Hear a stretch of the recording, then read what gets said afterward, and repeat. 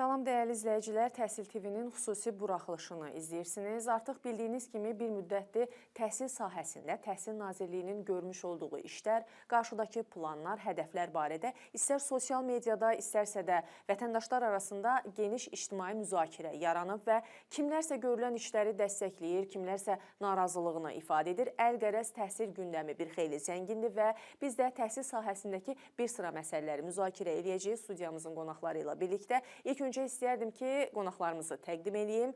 Bugün bizimlə Millət Vəkili Elm və Təhsil Komitəsinin nümayəndəsi Ceyhun Məmmədov, bir də ki, professor Əfsun Sucayev olacaq. Xoş gəlmişsiniz. Xoş gördük. Demək, Əfsun bəy, istəyərdim icazənizlə birinci Ceyhun bəyə sual ünvanlayım. Çünki bir müddətdir Milli Məclisdə büdcə məsələləri müzakirə olunur və ötən gün noyabrın 20-sində büdcə məsələləri müzakirəsində təhsil və elm sahəsinə ayrılan büdcədə müzakirə olundu və burada gələn il milli prioritetlərdən biri olan təhsil və elm xərclərinə 5,2 milyard manat vəsaitin ayrılması nəzərdə tutulub. Bu da 2024-cü ilin icra göstəriciləri ilə müqayisədə 658 milyon manat və ya 14,3% çoxdur.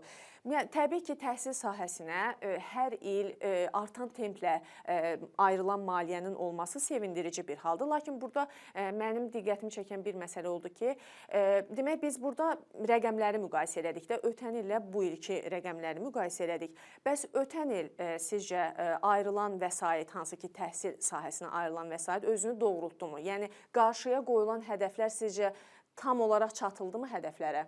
Burada söhbət həm gedir, demək, məktəbə qədər təhsil sahəsində görülən işlər, icma əsaslı bağçalarla bağlı məsələlər, bura ayrılan vəsait, sonra ibtidai təhsil, eyni zamanda sertifikasiya ilə bağlı məsələlər, ümumiyyətlə büdcəyə qənaətlə bağlı məsələlər və ümumilikdə biz deyə bilərik ki, yəni ötən ilin təhsilində ayrılan vəsait səmrəli bir formada istifadə olunubdur. Təhsil elə bir sahədir ki, burada çoxlu vəsaitlər tələb olunur. İndi zaman-zaman bizdə qaldırır. Məsələn, ali təhsil müəssisələri ilə bağlı prioritet məsələlər var, xaricdə təhsillə bağlı və s. Və nəzərə alsaq ki, burada geniş bir fəaliyyətdən söhbət gedir.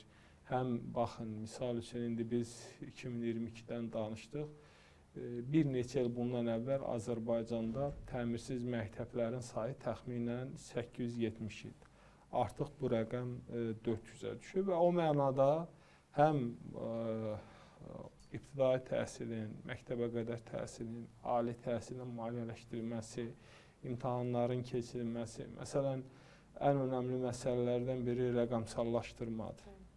Bu rəqəmsallaşdırma bizdən çox böyük bir vəsait tələb edir və illər öncə, məsələn, bizdə 20 şagirdə bir kompüter düşürdüsə, artıq son açıqlamada 6 şagirdə bir kompüterin biz artıq düşdüyünü görürük. Bu kifayət qədər böyük bir irəliləyişdir və o mənada ümumilikdə götürdükdə deyə bilərik ki, qarşıda qoyulan hədəflərə və məqsədlərə çatmaq üçün ciddi addımlar atılır. Yəni, burada qeyd etdiyimiz kimi müəllimlərin seçilməsi, infrastrukturun yaradılması, bir neçə istiqamətdə bilirsiniz ki, olimpiyadalar keçirilir. Bunlar vəsait tələb edən bir məsələdir. Rəqəmsal, mən qeyd etdim, indi biz rəqəmsal məktəbə keçid, eyni zamanda uşaqların buna hazırlanması, dəstək məsələsi və s. Bu istiqamətdə çox böyük işlər görülüb, amma təbii ki, bu illərdə, növbəti illərdə də bu istiqamətdə hələ bizim görüləcək işlərimiz çoxdur, açıqlandı. Yəni, sertifikasiya imtahanları yenə keçiriləcək, yenə dərsliklərlə bağlı olsun, istər digər məsələlərlə bağlı. Bəzi pilot layihələr var. Bəli, pilot layihələr var. Bunlar, tutaq ki, biz artıq yəqin ki, toxunacağıq, yəni bölgələrdə nümunəvi məktəblərin yaradılmasıdır, müəllimlərin artıq ştata keçməsidir, yəni saat hesabı yox, ştat vahidində çalışması məsələsidir. Bütün bunlar yəni qarşıya qoyulan hədəflərdir və növbəti illərdə də bu istiqamətdə fəaliyyətlər davam edəcək. Aha. Əfsun bəy, istəyərdim sizin də fikrinizi öyrənək. Kifayət qədər böyük bir vəsait ayrılıb elm və təhsil sahəsinin inkişaf etdirilməsi üçün. Lakin bu da bir reallıqdır ki, yəni dünya ildən ilə dəyişir, inqilabi dəyişikliklər gedir bütün sahədə. Sizcə bu ayrılan vəsait yetərlidirmi? Məqsədə uyğundur. Təbii ki, inkişaf olan yerdə yetərli sözünü hələ işlətmək bir o qədər tez olar. Amma təbii ki, o əgər hədəflər, konkret hədəflər müəyyənləşdirir, bu hədəflərə çatmaq üçün, tutaq ki, növbəti 2026-cı ildə o hədəflərə çatmaq üçün ayrılan vəsaiti mən təbii ki, yetərli hesab edərəm. Təbii ki, o müəyyən təkmilləşmələri aparmaq şərti ilə. Amma burada məsələ ondan ibarətdir, axı prioritetlər var və üstəgəl Azərbaycanın reallıqları var. Azərbaycanın reallıqları götürdükdə bizim Zəfər böyük vətən müharibəsindən sonra az qala Liviya boyda böyük bir ərazidə təhsil sisteminin, ümumi təhsil məktəblərinin yenidən qurulması prosesi həyata keçirildi. Və bu proses demək olar ki, siz də razılaşarsınız ki, böyük əksəriyyət, yəni 1-2 məktəb çıxmaq şərti ilə Azərbaycan dövlət büdcəsi imkanları hesabına reallaşır. Və orada hansı formada tam dünya standartlarına, müasir standartlara cavab verən məktəblər, hansı ki, gəlin etiraf edəyim, mən özüm də Dağ rayonunda kənd məktəbində təhsil almışam. Heç orada bugün bizim rast gəldiyimiz o müasir məktəblərə rast gələ bilmir. Fən kabinetləri, kimya laboratoru, mən kimyaçıyam. Hansı bölgədə? Söhbət işğaldan azad olunan rayonlarda tikilir, hətta kəndlərdə belə, kənd məktəblərində biz nümayiş olunur da, orada sonradan televiziyalara gedib geniş reportajlar hazırlayırlar. Orada biz fən kabinetləri və müasir o ki, fənlərdə istifadə olunan o bilik və bacarıqları şagirdlərə çatdırmaq üçün bütün o müasir vasitələr, onların alınması dövlət büdcəsinin imkanları, ayrılan o pullar hesabına olur. Digər tərəfdən əsas hədəf, burada öyrənən tərəf var, təhsildə öyrədən tərəf var. Öyrədən tərəfin əmək haqqlarının artırılması məsələsidir. Burada da yenə təhsilin keyfiyyət məsələsi önə çıxır. Burada maliyyələşmə məsələsində yeniliklər imza atılır ki, diferensial əmək haqqı tətbiq olunur. Daha çox kim təhsilə töhfə verir, məktəblərdə fəaliyyətini müasir təhsil sistemi üzərində qurub şagirdlərə daha çox bilik və bacarıq öyrədir. O da təbii ki, çox maaş almalıdır. Təbii bu Sovet dövrünün yanaşması idi. Hamı elə standart maaş almalıdır. Bu qəbul olunan hal deyil. Bugün elmdə də elədir, təhsildə də elədir. Diferensial əmək haqqı tətbiq olmalıdır ki, ən çox əziyyət çəkən, ən çox zəhmət ortaya qoyan və məhsul, təbii ki, təhsilin keyfiyyətinə töhfə verən şəxs də daha çox əmək haqqı almalıdır və bu təbii ki, bu artımlarda mən yəqin ki, ayrıca bir sual da olacaq ki, dağ rayonlarında, ucqar ərazilərdə çalışmağa gedənlərin artıq o güzəştlərinin əsaslı şəkildə artırılmasından söhbət gedir. Elə mən bu məsələyə toxunacaqdım, kənd məktəbləri ilə bağlı. Dünən əsas müzakirə olunan məsələlərdən biri də buydu və Elm və Təhsil Komitəsinin sədri Anar İskəndərov da bu məsələ ilə bağlı fikir bildirib. 20 milyon manat ayrılıb kadr axınının stimullaşdırılması üçün. Əslində bu ciddi bir problemdir və sırf Azərbaycanla məhdudlaşan bir problem deyil də, yəni region ölkələrində də bununla bağlı bəzi problemlər var və gəncləri həvəsləndirmək üçün müxtəlif paketlər təklif olunur onlara, müxtəlif xidmətlər təklif olunur və yaxud da xidmətlərinin dəyərləndirilməsi müxtəlif aspektlərdə mövcuddur.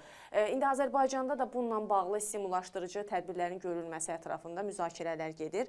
Yəni, xüsusilə gənc müəllimlər maraqlı deyil kənddə, ucqar yerdə dərs demək və bunun obyektiv səbəbləri də var. Bununla bağlı ilk öncə sizin fikrinizi öyrənmək istəyərdim Ceyhun bəy. Burada demək 20 milyon məsələsindən əlavə həm də sosial paket məsələsi müzakirə olundu. Məsələn, mənə o maraqlıdır. Sosial paket deyəndə nəyi nəzərdə tutur konkret olaraq, nə nəzərdə tutulur? Əslində burada əvvəl də bu dəfələrlə qaldırılmışdı. Biz də buna bir neçə münasibət bildirmişdik. Qeyd olundu, müəyyən məbləğlər nəzərdə tutulub, amma bugün bizim təhsildə əsas problemlərimizdən biri də bölgədə vakansiyalarla bağlıdır. Yəni, bu siz də qeyd etdiniz, bu təkcə özünü təhsildə göstərmir. Tibb sahəsində də bu var və deyərdim ki, tibb sahəsində daha qabarıq bir formada özünü göstərir. Amma təhsildə də bu tendensiya var ki, müəllimlər bölgələrə getmək istəmir. Bu ümumi Azərbaycanda bir problemdir. Təəssüf ki, hamı şəhərə can atır və bir ciddi formada Bakının yüklənməsi məsələsi var. Və müəllimlər də öz istəkləri ilə bölgələrə getməkdə heç də hamısı maraqlı deyil. Və bilirsiniz ki, Sovet dövründə təyinat məsələsi vardı. Təyinat əsasında göndərilirdi. İndi mövcud vəziyyət biraz fərqlidir və burada stimullaşdırıcı müəyyən addımlar olmalıdır ki, yəni müəllim getsin. Tutaq ki, burada bu məsələdə bir mənalı olaraq sosial amil çox ciddi rol oynayır. Yəni müəllim fikirləşir ki, mən buradan gedəcəm bölgədə ev kirayə tutmalıyam, çətinlik çəkəcəm, uzlaşacağım mühitə və burada bir çox məsələlər var. Ona görə də burada artıq müəyyən bir fikir mübadiləsi aparılır, müxtəlif təkliflər var. Misal üçün, ildə bir dəfə əlavə bir vəsaitin verilməsi, misal üçün 2000 bir məbləğin əlavə olaraq verilməsi və ya burada o bayaq qeyd olunan H1, H2-nin qaldırılması və baxılması. Burada mütləq şəkildə biz təşviq edici və motivasiya xarakteri daşıyan məsələləri diqqətlə saxlamalıyıq. Bu kifayət qədər mürəkkəb bir məsələdir. Ona görə burada artıq maaşların daha çox olması məsələsi, tutaq ki, şəhərlə bölgənin maaşının arasında bir dəfəmi, 50%mi bir hansısa bir məbləğin nəzərdə tutulması, tutaq ki, ev kirayəsi məsələsi var, qida məsələsi var. Ümumiyyətlə, bunların böyük bir formatda bir həllinə ehtiyac var və bu məbləğdə, 20 milyon məbləğdə yeni mexanizmlərin işlənilməsi üçün planlaşdırılır. Çünki bizim ciddi bir vakansiyamız var və məndə olan məlumata əsasən Elm və Təhsil Nazirliyi hazırda bu layihənin üzərində işləyir və daha geniş bir formada ictimaiyyətə məlumat veriləcək. Yəni burada mən ümumiyyətlə əvvəlki çıxışlarımda da demişdim, yəni son illər xüsusilə sertifikasiyadan keçən müəllimlərin maaşında bir fərq var və bugün cəmiyyət inkişaf edir, maaşlarda fərq falan və biz müəllimlərin təhsilə marağının davamlı olması üçün bunu mütləq şəkildə etməliyik. Hansısa bir formada proses getməlidir. Büdcədə bu vəsait artıq nəzərdə tutulub. Amma qalır yerlərdə artıq bunun tətbiqi məsələsi. Demək, bir çox ölkələrdə, xüsusilə Avropa ölkələrindən söhbət gedir. Kənd məktəblərinə dərs deməyə gedən müəllimlər üçün evlər bəzi ölkələrdən söhbət gedir, ödənişsiz olur. Yəni, onlar ev dərdi çəkmir ki, mən orada gedib harada ev tapacam. Məsələn, indi nəzərə alaq, biz Azərbaycanda yaşayırıq da, bizim mental dəyərlərimiz filan var. Çox valideyn, tutaq ki, bu müəllim Mingəçevirdə yaşayır və yaxud da Gəncədə yaşayır və yaxud da Bakıda yaşayır və s. İstəmir ki, gedib hansısa bir ucqar kənddə, qız da özdə, ucqar kənddə yaşamağı onun üçün biraz qorxulu görünür. Məsələn, bu gedəcək orada necə, həyatını necə quracaq, necə ailə quracaq, məsələn, belə şeyləri düşünür. Və yaxud da, məsələn, bu adam Gəncədə hansısa bir kafedə və yaxud da Bakıda hansısa bir kafedə oturub rahat çayını içə bilir, sosiallaşa bilir. Amma ucqar bir yerə gedir, orada heç bir sosial fəaliyyət üçün heç bir şey yoxdur. Aslında vaxtların səmərəli keçirilməsi. Bu ancaq məktəbə və evə, məktəbə və evə. Bu istər-istəməz bu məsələlər də var. Yəni, məsələn, mən bildiyim qədərində nəqliyyat xərci məsələsi də gündəmdədir. Mən üzr istəyirəm, bir əlavə edə bilərəm. Deməli, siz çox haqlı vurğuladınız bu asudə vaxtlarının səmərəli təşkil olması. Bugün, yəni etiraf edək ki, rayonlar, kəndlərlə şəhərlər arasında böyük disbalans var. Yəni, fərq var və bu fərqin aradan qaldırılması şükür ki, o işğaldan azad olunan rayonlarda bu artıq aradan qalxır. Yəni, o məsələlərə çox diqqət edir. Ona görə siz fikir verin, oraya getməyə, gedib orada müəllim fəaliyyəti göstərmək istəyən gənclərin sayı əsaslı şəkildə artır. Amma bunu digər regionlarda da yaratmaq lazımdır. Düzdür, biz Elm Təhsil Nazirliyinin bu ki, hansı gözlənilən o paketindəki o məsələləri detallı bilmirik. Amma diqqət cəlb edən məqam odur ki, onlar sorğular əsasında onların özlərindən o paketdə hansı məsələlərin əks olunması arzuladıqlarını ifadə edə biliblər. Məsələn, orada mən bildiyim qədər güzəştli şərtlərlə mənzillərin əldə olunması, ipoteka kreditlərin o istiqamətdə daha da genişləndirilməsi. Çünki siz çox haqlı vurğuladınız ki, mənzil məsələsi çox vacibdir. Ona görə 2-3 il o güzəşt müddəti gedib çalışır, artıq onun düşüncə tərzi şəhərlə bağlıdır. Hər imkan yarandıqca növbəti sertifikasiya imtahanı ilə və yaxud müəllimlərin işə qəbulu imtahanı ilə o şəhərə və yaxud da iri rayonlara, rayon mərkəzlərinə gəlməyə çalışır. Amma o məsələ doğrudan da o aktual olduğu üçün Elm Təhsil Nazirliyi növbəti bu tədbirlər planında bunu aradan qaldırmaq istəyir, o problemi həll etmək istəyir. Sonra digər məsələ təbii ki, bu kommunal xidmət haqları çox vacib məsələdir. Onun imkanı çatmır, onu tam ödəməyə. Ona görə əsaslı şəkildə artanda bir müəllimə əgər 2000 manat il ərzində əlavə ödəniş tələb ediləcəksə, artıq bu müsbət bir məqamdır ki, onların üzləşdiyi o problemləri aradan qaldıracaq.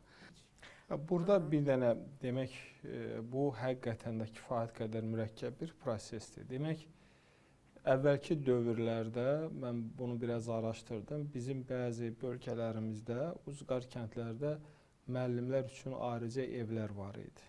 İndi onların bəzi Sovet dövründə. Bəli. Onların bəziləri durur, indi çoxu sıradan çıxıbdı. Amma bu çünki kifayət qədər vəsait tələb edən bir məsələdir və burada məsələnin digər bir tərəfi də odur ki, birinci, mən düşünürəm ki, müəllimlik özü də bir fədakarlıq tələb edir. Ümumiyyətlə, biz özümüz cəmiyyət olaraq, mən nəyi gözləyirəm? Mən düşünürəm ki, bir müddətdən sonra mütləq şəkildə bu Avropada da baş verdi. Təzədən şəhərdən bir bölgəyə bir qayıdış prosesi gedəcək. Bu getməlidir. Çünki o qədər bu şəhərdə biraz bu məsələlər var.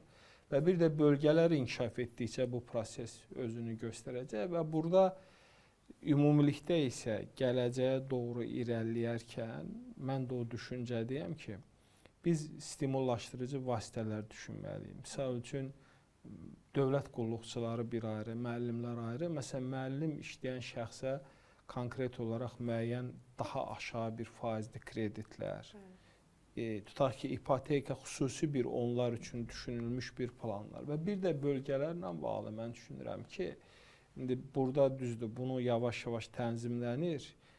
Məsələn, son vaxtlar biz görürük ki, bölgədən biri gəlib Bakıda işləyir, Bakıda biri bölgədə işləyir. Bunu həlli üçün yavaş-yavaş hansısa bir mexanizmlər fikirləşməlidir ki, mümkün qədər hər kəs öz bölgəsində və ya öz bölgəsinə yaxın ərazidə bunu etsin. Elçin, orada bir məsələni də unutmadan deyim ki, o narahatçılıq doğuran məsələlərdən biri o güzəştlər üçün yaş senzini müəyyənləşdirilməsi. O 35 yaş, o arzu olunandır ki, deyir, o limit də aradan qaldırılsa. Düzdür, üstünlüyü təbii ki, gənclərə onsuz müəllimlərin işə qəbul imtahanı və yaxud da artıq müəllimlər üçün son o yaş senzi müəyyənləşir. İstər-istəməz bu gənclərin sayında artım olacaq. Amma o güzəştlərdə də biz o 35 yaş məsələsini aradan qaldırırsa, düşünürəm ki, ondan faydalananlar və təhsilin keyfiyyətinə daha çox töhfə verən müəllimlərin sayında artım baş verəcək. Bir də onu da qeyd edeyim, Türkiyədə belə bir mənim eşitdiyim qədərilə ənənə var ki, Türkiyədə daha çox, məsələn, ucqar yerlərdə, kəndlərdə, rayonlarda belə deyək də bizim dillə ifadə eləsək, orada yaşayan vətəndaşları daha çox həvəsləndirirlər ki, şəhərdən müəllim gəlsin və onlar özləri onları evlə təmin eləsin, ev tapmaqlarında köməklik göstərsin və yaxud da özlərinin evi varsa onları... Ödənişsiz saxlasın. Bəli. Biz Türk filmlərində də görmüşük belə bir nüansları. O əslində bizdə də olubdur. Ümumiyyətlə, bu məsələ həm də bizə müəllimin nüfuzunun qorunması və qaldırılması məsələsinin nə qədər önəmli olduğunu göstərir. Əslində, bizdə də əvvəllər rayonlarda bu ənənə var idi ki, gələn müəllimə, çünki müəllim nə üçün gəlir? O uşaqlara təhsil verməyə, onları maarifləndirməyə və işıqlandırma və burada təbii ki, bunu edənlər də var, amma bizim insanlarımız da bu məsələdə, çünki bütün məsələləri dövlət həll etməli deyil. Vətəndaş mövqeyi də olmalıdır. Vətəndaş özləri də bəli birləşərək, həmrəy olaraq o müəllimin orada adaptasiya olmasına, onlardan biri özünü hiss etməsinə təkan verməlidirlər və bu prosesdə fəal iştirak etməlidirlər. Demək, Dünən təhsil sahəsi ilə bağlı kifayət qədər geniş məsələlər müzakirə olundu və Təhsil naziri cənab Emin Əmrullayev də bir sıra açıqlamalar verdi. Bu yeni təhsil siyasəti ilə bağlı təkliflər ətrafında izahlar verdi vətəndaşlara və bu xüsusilə burada ən çox tam ştat müəllim anlayışı çox müzakirə olunur və cənab nazir özü də qeyd elədi ki, insanlar nazirliyin çatdırdığı məlumatdan ziyadə daha çox ağızdan ağıza keçən, qulaqdan dolma informasiyaları müzakirə eləməyə başlayırlar və bu da spekulyasiyalara səbəb olur da. Yəni reallıqdan uzaqlaşırlar, detallara köklər. Hər kəs öz başa düşdüyünü dilə gətirir və nazirliyin açıqlaması qalır kənarda, hər kəs öz anladığını dilə gətirir. Demək, burada məsələn tam ştat müəllim anlayışında belə bir fikir yaranmışdı ki, 9-dan 6-ya rejim olacaq. Amma nazir özü də dedi ki, heç kim belə bir şey deməyib ki, 9-dan 6-ya qədər müəllim işləyəcək. Və hamıya aid deyil. Bəli. Və istəyərdim ki, elə birinci sizdən başlayaq, Əfsun bəy. Bunu bir qədər izah eləyəsiniz. Tam ştat müəllim əslində nəyi nəzərdə tutur? Bilirsiniz, bu təkcə təhsil sahəsində deyil. Ümumiyyətlə, yəni normal işdən gedirsə 8 saatlıq iş prinsipi var da. Bu, cənab nazir əvvəla açıq tezislərlə izah edir. Orada mən inanmıram ki, başa düşülməyən və ya başa düşülməsi çətin olan hansı element qalsın. Sadəcə kimlərəsə maraqlı qruplar var da, təhsil istəməyən və ya onu hər an o şişirdib, o obrazlı formada çatdırmağa cəhd eləyən o deyək, ekspertləri deyəkmi, onlar çatdırır, çıxışı kontekstdən çıxardır və o problemli tərəfdə təqdim edir, ona görə narazılıq yaradır. Təbii ki, cənab nazir dünən də açıqlamasında açıq şəkildə qeyd elədi ki, məni narahat edən məsələ təhsilin keyfiyyətinin artırılması məsələsi. Yəni, bugün biz hansı addımları atırıqsa, təhsilin keyfiyyətini artırmağa xidmət eləmək üçün. Və o cümlədən bu saat məsələsi, o açıq şəkildə dedi, bu hamıya aid deyil. Biz artıq müəyyən müddətdən sonra və ya elə götürək 2026-cı ildən sonra bütün məktəblərdə həmin 9-dan 17:00-a qədər o saat rejimini tətbiq edəcək. Dedi, biz təklif edəcəyik, seçim edəcəyik. Bu da özü diferensial əmək haqqının tətbiqidir də.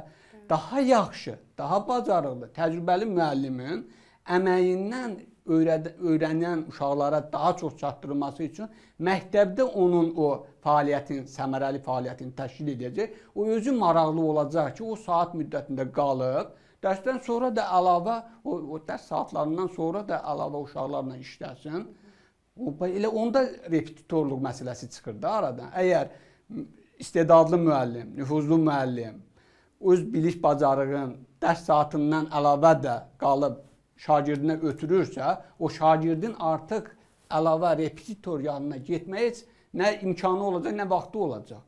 Ceyhun bəy, sizcə nəyə görə bax bu yeni təhsil siyasəti deyək, yeni təhsil islahatları bu qədər geniş rezonans doğurdu, müzakirələrə səbəb oldu? Yəni dəstəkləyənlər qədər dəstəkləməyənlər də çoxluq təşkil edir, yəni az deyil.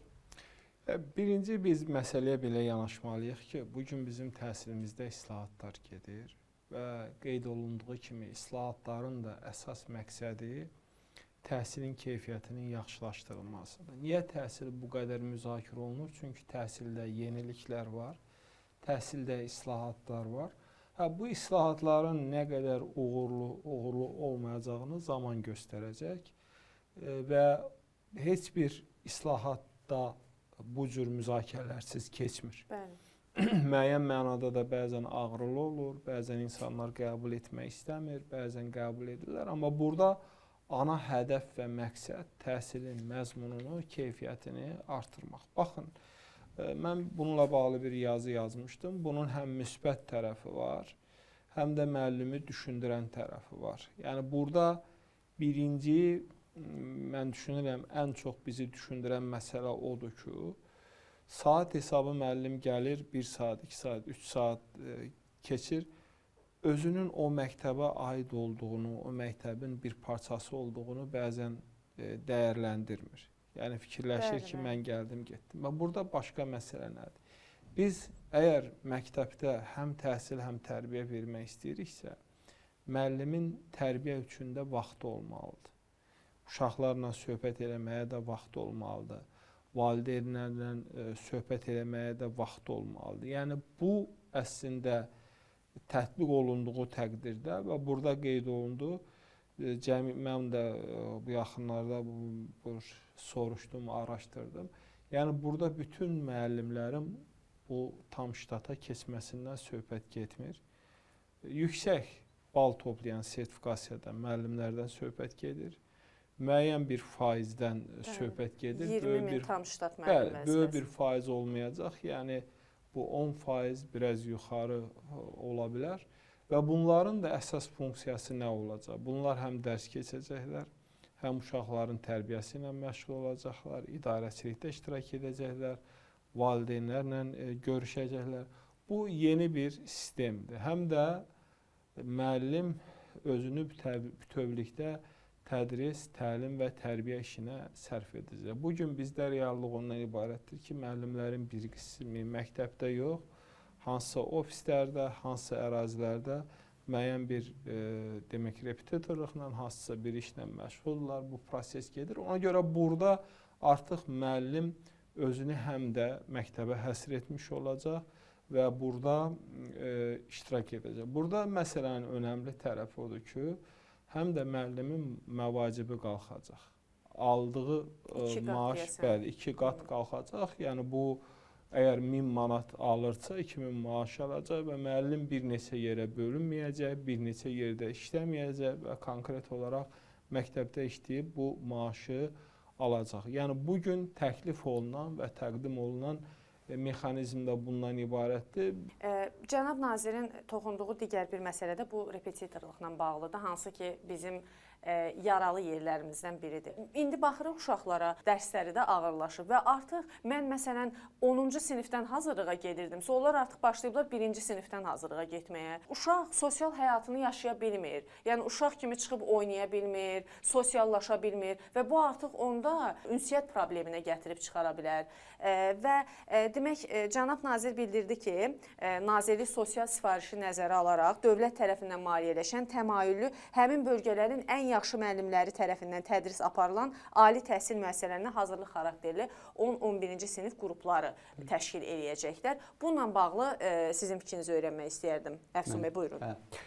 Doğrudan da çox düzgün vurguladınız ki, bugün hal-hazırda təhsillə bağlı müzakirə olunan, necə deyirlər, sadə sıravi vətəndaşından ziyalısına qədər ən çox müraciət etdiyi, müzakirə etdiyi, problem tutduğu məsələ bu repetitorluq məsələsidir.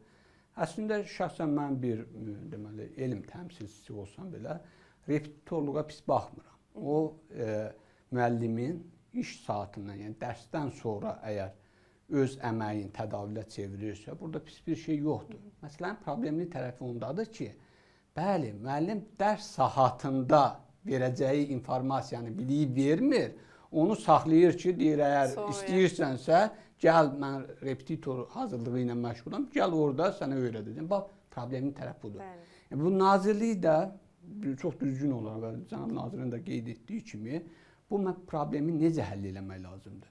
Problemi hansısa müəllimin o repetitorluq fəaliyyətinə maneə olmaq üçün etmir, məktəblərdə təhsilin keyfiyyətini yüksəltməklə. Deməli, burada mütləq şəkildə sağlam rəqabət yaratmaq lazımdır. Sağlam rəqabətin yolu da ondan ibarətdir ki, ilk olaraq pilot kimi olsa belə, nüfuzlu məktəblərdə o nüfuzlu müəllimlərdən ibarət və dediyimiz kimi, o məktəblərin də 10-11-ci sinifləri üçün elə bir hazırlıq mərkəzləri deyək, hazırlıq qrupları deyək, təşkil edəcək və məktəbin müəlliminə əlavə ödənişlər etməklə o fəaliyyəti stimullaşdıracaq. Artıq o fəaliyyət, o stimullaşdırma İstər-istəməz sağlam rəqabət şəraitində bu haqsız repetitorluğu aradan qaldıracaq. Çünki o məktəbdə dediyimiz kimi fəaliyyətin qurmur, yönəldir, əsas diqqətini ora yönəldir. Ceyhun bəy, bəs sizcə nəyə görə bu repetitorluq məsələsi illərdir öz həllini tapa bilmir və nədənsə elə görünür ki, kimlərsə maraqlıdır bu repetitorluğun hələ də davam eləməyinə? Yəni, Əfsun bəyin dediyi kimi, məsələ repetitorluğun olmağında deyil, dərs prosesində düzgün dərsin keçirməməyi ilə bağlıdır. Burada baxın, məsələnin əslində mahiyyəti necədir? Biz dövlət təhsilinə paralel bir təhsil qurmuşuq. Yəni, bayaq sizin dediyiniz nümunədə uşaq günün müəyyən hissəsi məktəbdə olur, müəyyən hissəsini isə ancaq müəllimlərin yanında olur. Bu nə sosiallaşa bilir, nə dincələ bilir, nə istirahət edə bilir və getdikcə də indi artıq bu daha aşağı siniflərə doğru gedir. Və burada bir neçə mühüm məsələ var. Birinci, valideynlərin özlərinin yanaşması məsələsi var. Burada müəyyən mənada dövlət təhsilinə, yəni bizim məktəblərimizin təhsilinə subyektiv formada yanaşmış bir inamsızlıq məsələsi də var ki, valideyn fikirləşir ki, mütləq onun övladı repetitor yanına getməlidir və universitetə qəbul olunsun. Biz son vaxtlar nümunələr görürük ki, uşaqlar var ki, heç getməyibdir və bunlar bunu edə bilirlər. Və bizim təhsilimizdə həllini gözləyən ən vacib məsələlərdən biri bu məsələdir. Yəni biz təhsili evlərdən, hansısa ofislərdən məktəbə qaytarmalıyıq və bu proses məktəbdə getməlidir. Bunun tamamilə kökün kəsmək qeyri-mümkündür. Dünyanın çox yerində var və bizdə də var, amma bunun bir neçə yolu var, inzibati yol var. Buna o qədər də cəmiyyətin də münasibəti bir mənalı olmayacaq. Yəni bu proseslər harda gedir? Bəzən məktəbdə də gedir. Və indi Elm Təhsil Nazirliyinin yanaşması ondan ibarətdir ki, yeni bir model təklif olunur. Yəni hər rayonda bu artıq tutaq ki, Lənkəranda edilib. Mənim bildiyim qədərlə başqa bir neçə rayonda da bu prosesə başlanılıb. Yəni məktəblərin biri seçilir, ən yaxşı müəllimlər ora gətirilir və onlar artıq orada bu fəaliyyəti təşkil edirlər və bunun biz təsirini növbəti illərdə artıq görəcəyik. Və burada bilirsiniz, indi bizim bu danışdığımız məsələlərdə həm də məsələnin bir etik tərəfi də var. Bayaq qeyd etdiyimiz kimi, yəni müəllim məktəbdə yaxşı dərs keçməyəm, uşaq gəlsin mənim yanıma, ya mən onu məcbur edim. Bu məsələlər də artıq gündəmdən çıxmalıdır və müəllim də bu düşüncədə olmalı deyil. Yəni bugün baxın, 2 milyarddan artıq biz təkcə orta təhsilə vəsait ayırırıq. Bu böyük bir məbləğdir. Və buna paralel olaraq da valideynlər özləri ödəniş edir, uşaqların müəllim yanına göndərirlər universitetə girmək üçün. Bu hər halda bir modeldir və düşünürəm ki, çıxış yollarından biridir. Bilirsiniz, istənilən bir qərar, addım, islahat biraz zaman tələb edir. Yəni ilk gündən bunun doğru olub olmayacağını söyləmək də mən hesab edirəm yanlış olardı. Bu addımlardan biridir. Növbəti mərhələdə biz prosesin hansı formada gedəcəyini görəcəyik. Bilirsiniz, burada digər məsələdə valideynlər uşaqlarına vaxt ayırmalıdırlar. Yəni onlar əvvəlki dövrdə də hamı vaxt ayırırdı, uşağı ilə məşğul olurdu, diqqət göstərirdi. Biraz bax bu yanaşmalardır. İndi bax o dediyimiz birinci, ikinci sinif uşağı universitetə hazırlaşmır. O müəllim yanına nə üçün getməlidir? Biraz özümüzün də baxışında, yanaşmamızda bir dəyişmə olmalıdır ki, həm də yenə də gəlirik. Yəni uşağın sosiallaşması, uşaqların çoxu gərgindir, narahatdır, yorğundur. Çünki bir hissəsi məktəbdə, bir hissəsi repetitor yanında. Düşünürəm ki, mərhələli şəkildə bu məsələ artıq həllini tapacaq. Təşəkkür edirəm Ceyhun bəy, Əfsun bəy, dəvətimizi qəbul etdiyiniz üçün. Belə dəyərli izləyicilər, ümumiyyətlə təhsil sahəsində görülən işlər, yeni təhsil siyasəti cənab nazirin də qeyd etdiyi kimi müəllimlərin rifahının yaxşılaşdırılması və ümumiyyətlə sosial statusunun yaxşılaşdırılması naminə görülür və ümumiyyətlə bütün yeniliklər ilk başda müzakirələrlə və narazılıqlarla qarşılana bilər. Bu normal halda, amma ümid edirik ki, sonda hər şey tərəflərin razılığı ilə yekunlaşacaq. Bizim sizə çatdıracaqlarımız bu qədər.